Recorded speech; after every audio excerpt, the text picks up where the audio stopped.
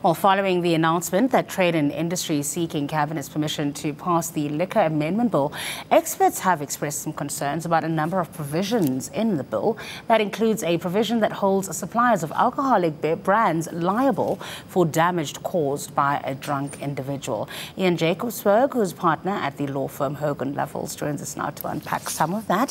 Thank you so much, Ian, for your time today. This has been, this particular bill, under some consideration for some time now. Where do things stand at the moment? Yes, well, the bill was first published in September 2016, so it's been over a year and a half now. It's gone through a public consultation process.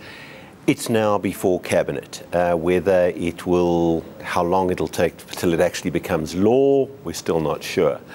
But obviously the process is moving. That's where it is at the process. Yeah. So let's talk about some of the concerns. But before, in fact, let's not start with the concerns. Let's talk about the major issues.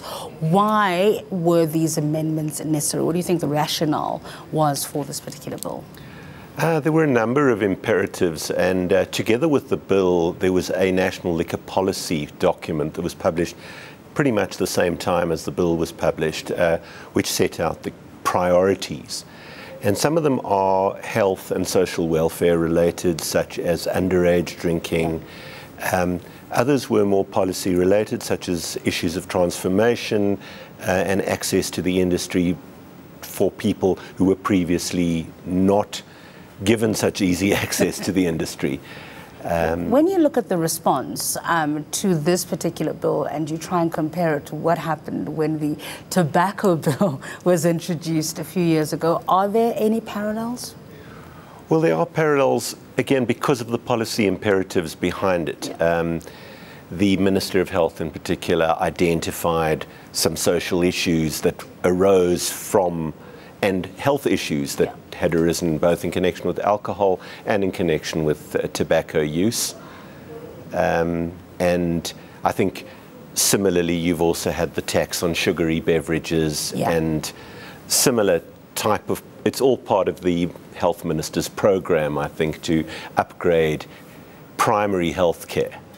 And let's talk then about the concerns of the industry itself. So they're worried about, particularly what we mentioned in the introduction, that they might be held liable. For example, if somebody kills somebody, or they are in an accident, or anything happens while they are under the influence of a particular brand. How do you legislate something like that? Yes, well, with all due respect to the legislature, the way that particular section of the amendment bill is drafted is, I think, pretty problematic.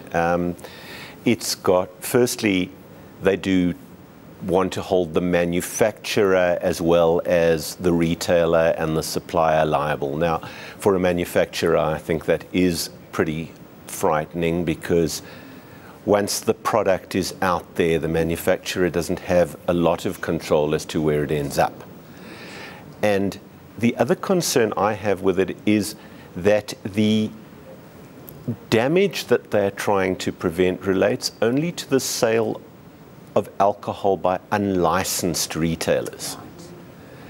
And with all due respect, the type of problems that can arise just as easily from licensed consumption as unlicensed consumption. So I don't believe they've gone about that in the right way.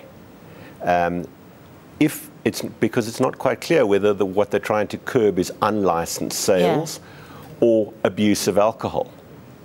It seems to be, straddling. It's neither, but it's neither one or the other. Let's talk about the economic questions, particularly. I think one of the issues that was raised was around the raising of the age of consent for, or at least the age of sale, from 18 to 21. Yes. Is that where the concern around revenue is? What is the issue? Or is it an advertising issue?